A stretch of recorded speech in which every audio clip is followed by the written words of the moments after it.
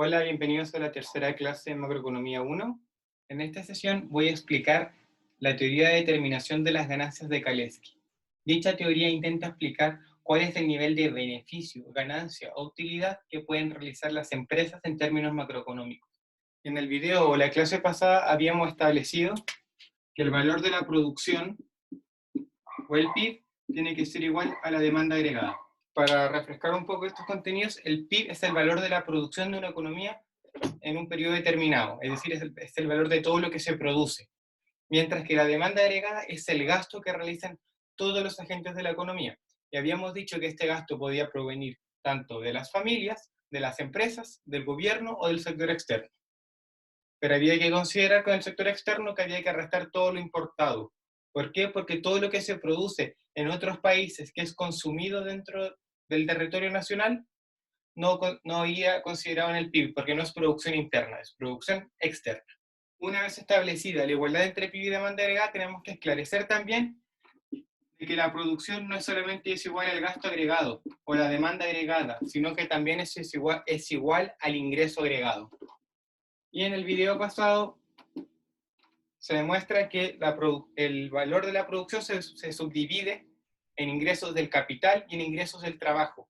Por ende, los ingresos de la economía se pueden descomponer en ganancias de los capitalistas o ganancias del capital y los salarios y sueldos. ¿Qué es lo más importante de esto? De que una vez que la empresa vende su producción, tiene que pagarle a los trabajadores que produjeron dicha producción. Entonces, la diferencia entre el ingreso de la producción y los costos salariales que tienen que pagar son las ganancias de la empresa. Y estas ganancias pueden servir para pagar dividendos, para pagarle intereses al banco, para pagar la depreciación del capital, etc. Por eso, una definición más correcta de las ganancias serían ganancias brutas, porque no son las ganancias netas que posee el capitalista. Entonces, como el valor de la producción tiene que ser igual al valor de la demanda agregada, y esto tienen que ser igual a los ingresos agregados de la economía, vamos a tener que en una economía cerrada se debe cumplir la siguiente igualdad. Que el valor de la producción tiene que ser igual al consumo de los hogares, a la inversión que hagan las empresas y el gasto público que haga el gobierno. Por ende, en el primer caso, caso 1, vamos a suponer que tanto el gasto público como los impuestos, como las exportaciones y como las importaciones son igual a cero. Entonces, la ecuación de demanda agregada en una economía sin comercio internacional y sin gastos de gobierno sería solamente el consumo agregado y la inversión que hagan las empresas. Y este ingreso que hagan los hogares y las empresas y se tiene que distribuir entre salarios y ganancias. Para proseguir, vamos a separar el consumo de los hogares y vamos a dividir el consumo en dos. Por ende, ¿qué fue lo que hice acá? Que descompuse el consumo agregado entre el consumo que se deriva de sueldos y salarios y el consumo que se deriva de las ganancias. Y esto tiene que ser igual a las ganancias y los salarios. Para simplificar más el caso y llegar a la ecuación de la determinación de beneficios de Kalecki, vamos a suponer que los trabajadores no ahorran. Esto implica que el consumo de los trabajadores tiene que ser igual a su ingreso. Es decir, todo lo que reciban las familias trabajadoras en salarios y sueldos tiene que ser consumido. Y por ende, podemos restar de esta identidad contable los salarios y vamos a obtener que las ganancias agregadas que genera la economía tienen que ser igual a la inversión más el consumo de los capitalistas, es decir, que las ganancias agregadas que se generen de la producción tienen que ser igual al gasto que realicen las empresas en consumir bienes de inversión, el consumo que hagan los hogares que reciban beneficios. ¿Qué quiere decir esto? En términos macroeconómicos, los salarios no determinan el nivel de ganancia, si es que consumen todo, si es que los trabajadores no ahorran. Para poner esto en otras palabras, hay que comprender que los salarios tienen una doble función en las economías capitalistas. Por un lado, son un costo de producción para las empresas, pero por otro lado son una fuente de demanda para las empresas. Entonces, todo lo que gastan las empresas en salarios vuelve hacia las empresas en forma de consumo. Una vez establecida esta identidad, Kalecki se pregunta qué variable determina qué variable. Es decir, que las ganancias que recibe el capitalista se usan para invertir y para consumir, o por el lado contrario, o es la inversión y el consumo de los capitalistas los que generan la ganancia. Para responder a esta pregunta, Kalecki hace la pregunta, ¿cuál de estas variables está sujeta a las decisiones que pueden hacer los capitalistas? Es decir, ¿cuál de estas variables pueden decidir ellos? Los capitalistas siempre pueden gastar más, siempre pueden consumir o invertir más. Pueden decidir eso, pueden decidir su nivel de gasto, pero no pueden decidir cuánto van a ganar. ¿Qué nos dice la ecuación de determinación de beneficio de Kalecki? Que el nivel de inversión y el nivel de consumo que hagan los capitalistas van a determinar las ganancias. Es decir, que el nivel de gasto determina el nivel de beneficio que realicen. Entonces, basándonos en esta identidad contable, puedo traspasar el consumo de los capitalistas hacia el lado izquierdo de la ecuación. Yo tengo que las ganancias menos el consumo de los capitalistas tienen que ser igual a la inversión. Por ende, los ingresos menos el consumo de los capitalistas va a ser su ahorro. Y por ende, como los trabajadores no ahorran y los capitalistas son los únicos agentes de la economía que ahorran, se tiene que cumplir la identidad macroeconómica de que el ahorro tiene que ser igual a la inversión. Pero hay que entender que esta causalidad se sigue manteniendo. Si la causalidad se sigue manteniendo, esto quiere decir que es el nivel de inversión el que determina el nivel de ahorro y no al revés. O sea, ¿de dónde surge la plata para financiar estos niveles de inversión? Del sector bancario y financiero. Por ende, la teoría de la demanda efectiva implica una teoría del sector monetario y el sector bancario. Levantemos el supuesto de que los trabajadores no ahorran. Es decir, pasemos al caso 2, donde yo sigo asumiendo que el gasto público, como los impuestos, como las exportaciones y las importaciones, son iguales a cero. Pero el ahorro de los trabajadores va a ser positivo. Entonces, tengo que el consumo de los trabajadores más el consumo de los capitalistas más la inversión tiene que ser igual al nivel de ganancias más el nivel de salarios. Reordenando esta ecuación, obtengo que el nivel de ganancias es igual al nivel de consumo de los capitalistas más la inversión menos el ahorro de los trabajadores. ¿Por qué menos el ahorro de los trabajadores? Porque yo puedo expresar el ahorro de los trabajadores como su ingreso menos su consumo. Por ende, si multiplico todo por menos 1, obtengo CW menos W, que sería el caso de que yo pasar el W hacia este lado de la ecuación. Entonces, este es el segundo caso de la ecuación de determinación de beneficios. ¿Y qué nos dice? Que el nivel de ganancias depende positivamente del nivel de inversión y de consumo que hagan los capitalistas, de su nivel de gasto. Pero va a depender negativamente del ahorro que realicen los trabajadores. ¿Por qué? Porque el dinero que usan las empresas para pagarle a sus trabajadores es una salida de plata para la empresa, pero el consumo de los trabajadores es una entrada de plata para ellas. Entonces, si las familias trabajadoras ahorran, el gasto que generan las empresas en salario no vuelve completamente a ellas. Es decir, que hay un margen que no vuelve a las empresas, y ese margen es el ahorro. Y por ende el ahorro de los trabajadores deprime el nivel de ganancias. O podemos verlo en el caso contrario. Si el ahorro de los trabajadores es negativo, es decir, que los trabajadores gastan más de lo que reciben en ingresos, en salarios y sueldos, esto implica que los trabajadores se están endeudando. Y esto lo podemos expresar de la siguiente forma.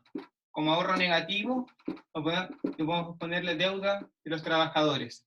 El nivel de deuda de los trabajadores, a medida que se vayan endeudando más los trabajadores, esto va a implicar que las ganancias de las empresas van a ir aumentando en el nivel agregado. ¿Por qué?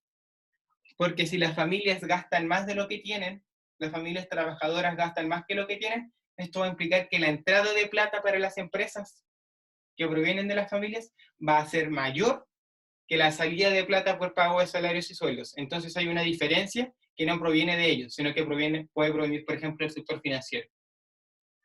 Y esa diferencia eleva el nivel de ganancias de las empresas. Y en este caso, la igualdad entre ahorro e inversión se sigue manteniendo. Traspaso el consumo de los capitalistas al lado izquierdo de la ecuación y obtengo ganancias menos el consumo de los capitalistas, el ahorro de los trabajadores al otro lado de la ecuación. Esto tiene que ser igual a la inversión. Por ende, el ahorro de los capitalistas más el ahorro de los trabajadores tiene que ser igual a la inversión. Y esto implica que el ahorro agregado tiene que ser igual a la inversión. Y se sigue manteniendo la igualdad entre ahorro e inversión. Y se sigue manteniendo la causalidad de que la inversión es la que determina el nivel de ahorro. Pasemos al tercer caso. En el tercer caso, solamente no va a existir comercio internacional, pero sí van a existir gastos de gobierno e impuestos. Por ende, la demanda agregada la podemos expresar como el consumo de los hogares, la inversión de las empresas y el gasto de gobierno. Y esto tiene que ser igual a las ganancias más los salarios. Pero hay que considerar el rol de los impuestos, T, de taxes en inglés. Y este T va a considerar tanto impuestos directos e indirectos de la producción. Por ende, el nivel de ganancias y el nivel de salarios en este caso van a estar descontados de impuestos. ¿Por qué? Porque todos van a estar capturados por esta letra T, por esta expresión. Reordenando la identidad contable, obtenemos que el nivel de ganancia es igual al nivel de consumo de los capitalistas más la inversión menos el ahorro de los trabajadores más el gasto público menos los impuestos. Por ende, el nivel de ganancias va a depender de todos los factores que dijimos en los dos casos anteriores, pero la diferencia entre el gasto del Estado y sus ingresos va a ser el déficit fiscal, va a ser qué tanto se está endeudando el Estado para financiar su gasto público. Y cuando el Estado incurre en un déficit fiscal, lo que está haciendo es elevar el nivel de ganancias de las empresas, o elevar los ingresos de los capitalistas. ¿Por qué? Porque las empresas o los capitalistas reciben un ingreso del gasto público G que va a ser mayor a los impuestos que pagaron. Entonces, es la misma lógica que en el caso del ahorro de los trabajadores. Las empresas reciben más plata de las que ellos egresaron a la economía, o de las que ellos entregaron a la economía. En este caso, también se sigue manteniendo la igualdad entre ahorro e inversión. ¿Por qué? Porque el ingreso de los capitalistas menos su consumo va a ser igual a su ahorro. Tengo el ahorro de los trabajadores positivo para este lado, menos el déficit fiscal. Y esto tiene que ser igual al nivel de inversión. Por lo tanto, el ahorro de los capitalistas más el ahorro de los trabajadores más el ahorro fiscal o el superávit de gobierno tiene que ser igual a la inversión. ¿Por qué es importante entender esta relación o de dónde surge esta relación? Surge de esto, porque el déficit fiscal es simplemente los gastos de gobierno menos los impuestos, en este caso simplificado. Por ende, si yo multiplico todo por menos 1, obtengo que el déficit fiscal con signo negativo es igual al nivel de impuestos, los ingresos del gobierno, menos los gastos de gobierno. Por ende, esto va a significar que si esto es positivo, el gobierno está ahorrando. Le llegan impuestos, pero estos impuestos no se transforman en gasto de gobierno, es decir, que no vuelven al mercado para comprar bienes y servicios. Y esto se denomina superávit fiscal o ahorro de gobierno. Entonces, la suma de estos tres ahorros es el ahorro agregado y se sigue manteniendo la igualdad en que el ahorro agregado tiene que ser igual a la inversión. Y ahora levantamos el último supuesto, que es el de comercio internacional. Entonces, este es el caso 4, es el caso general. Es el caso en una economía en que los trabajadores ahorran, en que hay gastos de gobierno y en que hay comercio internacional. Por ende, la ecuación de demanda agregada sería el consumo de los hogares más la inversión de las empresas, más el gasto público, más las exportaciones, menos las importaciones. Y esto tiene que ser igual al nivel de ganancias más el nivel de salarios y sueldos. Si yo reordeno la ecuación, obtengo que el nivel de ganancias agregadas es igual al consumo de los capitalistas más el nivel de inversión, menos el ahorro de los trabajadores, más el déficit fiscal, más las exportaciones, menos las importaciones. Y las exportaciones menos las importaciones se denominan exportaciones netas. Entonces, ¿cuál es el rol que cumple el comercio internacional en el nivel de empleo y producción? Es que cuando las exportaciones netas son positivas, es decir, cuando las exportaciones son mayores que las importaciones de una economía, esto va a equivaler a un aumento en el nivel de ganancias y por ende un aumento en el nivel de producción y empleo. Pero puede ocurrir el caso de un déficit comercial, es decir, que una economía importe más de lo que exporte. Por ende, las exportaciones netas pueden ser negativas. Y esto va a deprimir el nivel de ganancias. Entonces, podemos tener tres casos. Si las exportaciones son mayores a las importaciones, esto va a implicar que las exportaciones netas son positivas. Y esto va a implicar un aumento en el nivel de ganancias agregadas o de beneficios. El segundo caso puede ser que las exportaciones sean iguales a las importaciones. Por ende, las exportaciones netas van a ser iguales a cero. Y esto va a implicar que la variación de las ganancias va a ser igual a cero.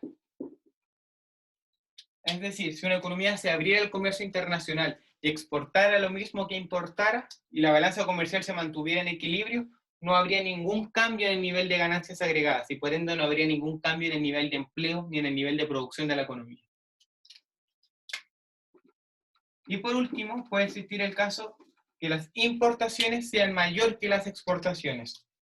Y esto va a implicar que las exportaciones netas sean negativas y por ende que las ganancias disminuyan. ¿Qué implica esto? Que las políticas de apertura comercial pueden tener un efecto ambiguo en el nivel de producción y empleo y de ganancias. ¿Por qué? Porque va a depender de cómo fluctúen las exportaciones y las importaciones. Entonces, ¿qué es lo importante de la ecuación de determinación de beneficio? Que el beneficio y por ende la producción y el empleo depende del nivel de gasto de la economía y que el nivel de salarios no afecta el nivel de beneficios agregados. Y en este caso se sigue cumpliendo la igualdad entre ahorro e inversión. ¿Por qué? Si puedo traspasar el consumo de los capitalistas hacia este lado de la igualdad y obtengo que el ahorro de los capitalistas más el ahorro de los trabajadores más el superávit fiscal, el ahorro agregado nacional de la economía tiene que ser igual a las importaciones más las exportaciones netas. Y esta es la identidad contable macroeconómica en una economía abierta. En el caso 4 y en el caso 3 se pone de manifiesto el rol que tienen los gobiernos y el comercio internacional en las dinámicas de las economías capitalistas. Y leo la siguiente cita de Kalecki. En el caso del excedente de exportaciones, es decir, de exportaciones netas positivas, un país recibe más por sus exportaciones de lo que paga por sus importaciones. En el caso de déficit presupuestal o déficit de gobierno, el sector privado de la economía recibe más en forma de gastos gubernamentales de los que pagan impuestos. La contraparte del excedente de exportación es un aumento del endeudamiento de los países extranjeros hacia el país considerado. La contraparte del déficit presupuestal es un aumento del endeudamiento del gobierno hacia el sector privado. Tanto el uno como el otro de estos excedentes de recibos sobre pagos Tanto el uno como el otro de estos excedentes de recibos sobre pagos generan ganancias de la misma manera. Es decir, que en el caso más simplificado, las ganancias de los capitalistas están condicionadas a su nivel de gasto. En el caso más complejo, va a depender del ahorro o desahorro de los trabajadores, de las políticas fiscales, es decir, del déficit de gobierno, y del rol del comercio internacional o de las exportaciones netas. Entonces, en el caso general, las ganancias dejan de estar condicionadas por el nivel de gasto de los capitalistas. Entonces, el nivel de gasto que se realiza en la economía va a determinar el nivel de beneficio que obtienen los capitalistas por la venta de su producción. Y por ende, el nivel de beneficio que obtienen los capitalistas va a ser el factor que va a gatillar aumentos en la producción, que van a implicar aumentos en el empleo, o van a significar caídas en la producción y caídas en el empleo. Por ende, la causalidad en la teoría caleskiana se establece de que la inversión o el gasto determina el nivel de ganancias y el nivel de ganancias determina el volumen de producción y empleo.